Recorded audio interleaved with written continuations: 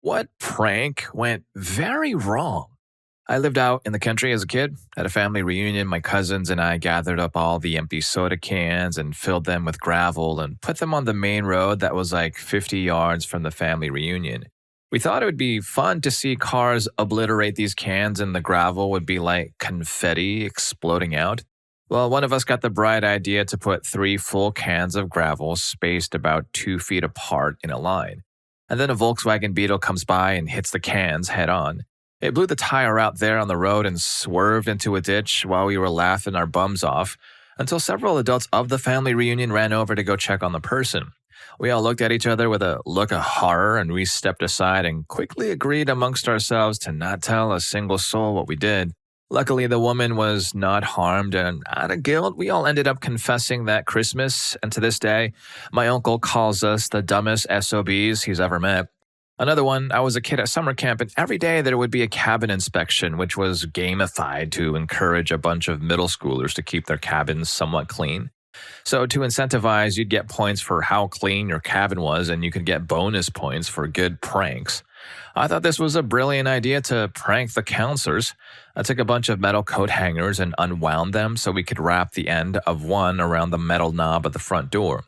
We bent another and plugged both ends into a wall socket using a towel to insulate. Somehow it worked. Then stringing a series of coat hangers between the one plugged into the wall socket and the one around the door. We dropped the line onto the hanger plugged into the wall and bam! The lights, of course, went out as we blew the circuit. Given that this was 1985, there were no GFCIs. We thought we blew out the power to the cabin, but apparently we blew out power for half of the camp. The staff was pissed. There was a big investigation and we finally owned up. Given that we were dumb kids, we got off with a stern yelling, and an hour or so later, the power was restored. Thank Jabibus that we blew the circuit hooking it all up, as it would have likely ended whomever touched the knob. Story 2. When I was in high school, every year the seniors would play a prank. It could get a bit messy, and I'm sure the staff and janitors hated it, but it was just a thing that everybody did. So when I was in high school, not a senior, the prank was something about putting little firecrackers all strung together on one of the outside walls near the staff parking lot. Nobody got the 100% accurate story because it shifted depending on who told it. But apparently they were trying to scare all the staff by having it go off as the stuff was arriving or something. Something went very, very wrong and huge chunks of the wall came down. Not the whole thing, but like the outer layers, except cars were parked right up against the wall. Multiple cars were damaged. I don't think any person was hurt, but cars were damaged and they had to shut down the school for several days in order to close it off and repair it because it was considered too dangerous. This was sadly before the time of cell phones and everybody recording it, so there's no video evidence of what exactly it was they did. Holy moly, those must have been some very, very powerful firecrackers. How do you get a hold of those anyway in the first place? Story 3. Not a prank, but probably we had a real situation during a production of Macbeth once. We had two identical daggers, one dulled for combat and the other was only ever supposed to be a sheath costume piece. When the big final fight came up, the dulled blade was nowhere to be seen, so our props master substituted the sharp one without telling the actor. During the fight, the guy had his back to the audience and the knife was supposed to come down. He missed just a little. The dulled knife would have maybe given the other guy a bruise, but the sharp one jabbed 2 inches down. The stabber was taller. We got his very real scream on camera. The show was almost over and no one on stage realized there was a problem. We wrapped, bows began, the injured guy didn't come back to bow, and then the stage manager came out and whispered in the director's ear. He bolted off stage and I could tell something was wrong. I brought up the house lights early to hurry the patrons out, and the whole company ran backstage to find this guy just sweating. Poor guy knew the show was almost done and didn't want to interrupt with his wound. Fortunately, we were right across the street from a fire station. Those poor guys had an entire Shakespearean cast in full costume show up on their doorstep with him. They patched him up and sent him to the ER for stitches. Dude got a scar and never worked with us again. We never did find that missing knife, though, not even years later when we rebuilt the entire stage and backstage area. We chalked it up to the theater ghost of the cursed play. Okay, props to that guy. The show must go on, he said, and kept going. Story 4. Had a friend who did a workation in Australia. Basically, he worked a month on a farm and then would do touristy things for a month and go home. After having worked there for a couple of weeks, one of the farmhands told my friend to go gather the logs from the riverbank since there was very little to do. Friend didn't think anything of it and got to work. 15 minutes later, the same farmhand comes sprinting at him, no words, just muffled panic sounds. He tackles my friend and drags him away from the water. Turns out the riverbank was normally a crocodile hangout. We don't have those where we're from. The farmhand thought he'd see a bunch of crocs and just go nope and come right back. When he didn't, he came looking for him, and seeing him close to the water, he panicked. Story 5. When I was young, we went out for Halloween in my small city where I grew up, but in my country, it's not something very common, especially when I was young, so we were quite bored. We started to meet up with other smaller groups. Eventually, we had more than 30 of us. A group that joined us were carrying fire extinguishers. They had stolen them from an old abandoned electricity company building. We would hide behind cars and then spray them in the air when people would come by and jump scare them. Eventually, we ran out of it and we went looking for more fire extinguishers. We found a bunch more from abandoned buildings. Somehow at that time, there were a lot of them. We played in them and had secret entrances to them. At one point, it was the end of the night, and we still had some juice left and started to spray each other until this one guy started to spray it on someone's face really close, and everyone turned to him and sprayed him collectively for a few seconds. If you have ever breathed that, it's crazy, like pepper, and if you get it splashed somehow, causes instant panic, which we found funny. So when the smoke cleared, the guy was on the ground and had patches of white all over and blue and red around them. What followed was about 2 or so minutes, felt way longer though, of what we thought was someone that was about to pass away, and we couldn't do anything about it, no cell phones at the time. Eventually, he regained his wits about him but was panic-stricken for maybe half an hour. Later, we found out he got light burns but no long-lasting effects as far as I know. So yeah, don't mess with fire extinguishers. Story 6. A friend's brother had just bought a new 95 Camaro and was being a giant baby about it. Pulled into the driveway too fast and got dust on his car? That was a yelling at. Parked too close to his pride and joy? More yelling. My friend decided to prank him by locking the car in a barn on the back 40, leaving a note on his keys that said something like, "Saw a bird threatening to poop on your car, so I did you a favor and stuck it in the old tractor shed." Bro was going to have to walk a half mile at minimum to get his car, a mile and a half if he didn't remember to grab the key to the barn. Unfortunately, the brother didn't see the note. He noticed the car gone and went straight to the phone. Police were called for a stolen car report, then insurance, then the police again because they hadn't shown up in the 15 minutes since he last called them. When the police actually arrived, they asked him a couple of questions. Where was it parked? Were you behind on payments? And most importantly, do you still have the keys? That's when he found the note. The cops were nice enough to drive him out to the shed to make sure the Camaro was indeed there before canceling the stolen car report. And here's where it actually went horribly wrong. The car was never marked found by the police. 3 weeks later, the brother gets pulled over, ordered out of his car, and gets put down in cuffs on a gravel road while the police check things out. Things like the open natty ice in his cup holder and the remnants of grass in his ashtray. With that last sentence, that wasn't a prank gone wrong though, that was just straight up karma. If you're liking the video so far, please remember to hit that like button and subscribe to my channel if you haven't already. It really does help me out and helps keep the channel going. Let's go ahead and get back to the next story. Story 7. Late 70s, Laurel, Maryland, Laurel Senior High School. Some really smart seniors thought they'd figured out how to make Snap-and Pops. You know, those little paper things you throw on the ground and they make a little poof or a crack noise.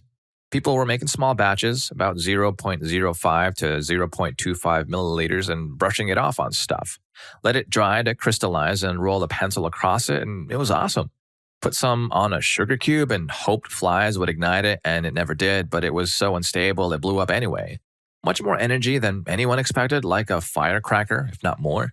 So far, only students know about what's going on.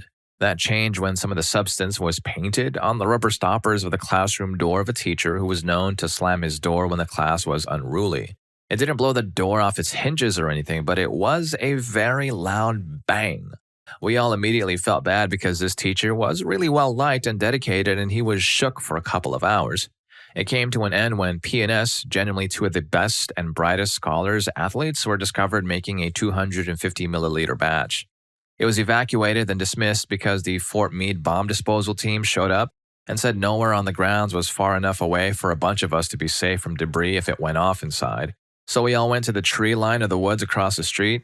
They had a huge lowboy trailer with a giant V-shaped concrete bucket in the middle. Some dude in the padded armored suit came out with a thick blanket wrapped around the beaker with the stuff, gently placing it on the concrete thingy. We heard they had a police escort to the pits, a local gravel and rock quarry, place a small explosive next to the beaker, and sent a fireball 100 feet into the sky and broke the trailer in half. In retrospect, I suspect the trailer was capable of much more high explosive than what P&S made. There were a few other smart kids at school, and fortunately, one woman who was smarter than all of us. When my mom walked into her lab, she was an earth science teacher at a nearby school. She immediately recognized and smelled what I was doing with the test tube slowly rotating in the flame of the Bunsen burner. She gently grabbed it out of my hand, started the faucet, and calmly poured it down the drain. She explained that when she heard what happened, it was only a matter of time before I tried it. She went on to explain that it was still stable as a liquid and it would disperse enough in the sewer to render it inert. She was a brilliant baddie and I miss her. Another was a girlfriend who jump scared me and I reflexively jabbed her. While I was feeling terrible, she was swooning about how she didn't know I was so hardcore. We went about our day and she practically jumped me during our picnic, and again when we got home. It was a weird day, but I didn't complain. Story 8. Girl I live with cooked pizza, place it on a plate and slices, says, "Help yourself," and leaves the room. We got another plate, slid the entire pizza onto it, left the original plate with just crumbs, and hid the entire pizza in the cupboard. She comes back, sees empty plate, gets angry. We all laugh. She then has a freaking epileptic fit from the stress and hurts herself. Hooray for pranks. I would like to point out that we didn't know she was epileptic, and neither did she at this point. This is how she found out. Another one of my friends, when I was not looking, put a swear word in the essay I was writing. Luckily, I spotted it before I submitted it to the teacher and got rid of it. When I got my grade back, the same friend asked how my grade was on the essay. To get my revenge, I told him the teacher refused to mark it because of the swear, so I did not get a high enough grade to go to college. Feeling guilty, he emailed the teacher apologizing and claiming full responsibility for putting the swear word in the essay. I felt kind of bad for him after that, though. Well, in the end, sounds like a good friend, to be honest. Story 9. When I was younger, I worked for a big shop selling gardening supplies, stones, fountains, statues, stuff like that. Someone ordered an old fountain that was on the highest level of scaffolding, about 10 plus meters off the ground, without a pallet. Two of us had to go up there and lift it on the pallet. Local prankster lifted us up there with a forklift without protection. We placed it on there and he got it off, then he lifted it up again to get us off one by one. Guy was known, later found out, to always do crappy stuff to colleagues, including tripping people whenever he could. Because I was new, he decided scaring me was a funny prank. When I had stepped on the pallet, turned around, and was about to sit down, he decided to quickly move the forklift back a bit to give me a jump scare. The pallet ended up tipping off the forks with me standing on it. Felt like it happened in slow motion. The only reason I didn't fall was because I instinctively threw myself backwards on my bum, flipping the pallet back on the forks. I was very close to doing some bad things that day when I was safely back on the ground. He never pranked anyone again after that. Story 10. I was spending the night at my friend's house when we were around 11 or 12. His parents were out of town, but his sister was coming home soon from a Duran Duran fan meetup at the Cow Palace soon. We were having fun playing microsurgeon on the Intellivision on his frickin' huge front projection TV. We also set up his train set, which had the locomotive with the real smoke effect. We heard her come home, so we shut off everything and hid in the house. The front door opened onto a landing with stairs going up and down to the 2 floors. She put her suitcase down on the landing and started walking through the house, calling my friend's name. We snuck upstairs to the landing and took a picture of her off the wall and put it on the ground. She came back to the landing and saw what we had done and got a bit concerned. Now we started to get a little brave. We turned on the train set and made the horn blow and the smoke come out. We didn't hear from her for a few minutes, so we got concerned. Within a few minutes, we heard more voices in the house and I could hear them getting closer. That's when I saw a bit of a flash from the giant knife his sister was carrying. I jumped out from behind the TV and said, "It's us!" Not only was she armed with a knife, but she brought her neighbor over, who was a very strict first-grade teacher and a police officer. Honestly, I was more scared of the neighbor teacher than I was of the police officer, but I'm sure his sister would have charged at me if I didn't pop out when I did. Story 11. Meet Dave, the self-proclaimed master of pranks. So one day, Dave woke up with the brilliant idea of replacing his friend Steve's toothpaste with wasabi. Naturally, Dave thought this would be comedy gold. After all, what could be funnier than watching his friend run to the sink with that problem? So Dave went ahead with his master plan, sporting a wicked grin and making sure everything was set for the big show. The next morning, Steve, oblivious to the disaster awaiting him, brushed his teeth as usual. But instead of the refreshing mint he expected, he was greeted by a blast of heat that made him feel like his mouth was in hell itself. So, yeah, you guessed it right, it was wasabi, not toothpaste. Steve, stunned and teary eyed, rushed to the bathroom, where he spent the next few minutes futilely trying to cool down the fire in his mouth. Meanwhile, Dave was basking in his room, expecting his masterpiece to be the talk of the town. However, reality turned out to be much less glorious than Dave had hoped. Instead of laughter and applause, all he got was Steve's furious glare and a serious scolding for his stupid prank. And so Dave's epic saga as the king of practical jokes ended with him being the laughingstock of the party, with a reputation as a disastrous comedian and a friend who definitely wasn't in the mood for jokes. But hey, at least now Dave has a story to tell at every party, or maybe not. Story 12. When I was young, I was over at my friend's house and we were bored. I then remembered a prank my sister pulled on my dad and we all laughed, so I told my friend what we needed: some Poppets firecrackers and some plastic wrap. We went into his main bathroom and lifted the toilet seat, wrapping the top of the bowl with the plastic wrap, and then putting the Poppets under the toilet seat. We waited for about an hour, but nothing happened, so we went to ride bikes. We returned an hour later to an ambulance outside his house. Turns out his 88-year-old grandma was at his house, and she was the one that ended up using the toilet. She screamed from the Poppets, panicked, and fainted. Thankfully, his mom was home and was able to aid her. She ended up spending the night in the hospital, but being okay, ended up living until 97. I, however, was grounded for the rest of the summer. Totally not worth it. Another one, recently, my coworker pranked my friend and I by removing the wheels on our desk chairs. Unfortunately, she removed two wheels right beside each other and thought we would notice before sitting down.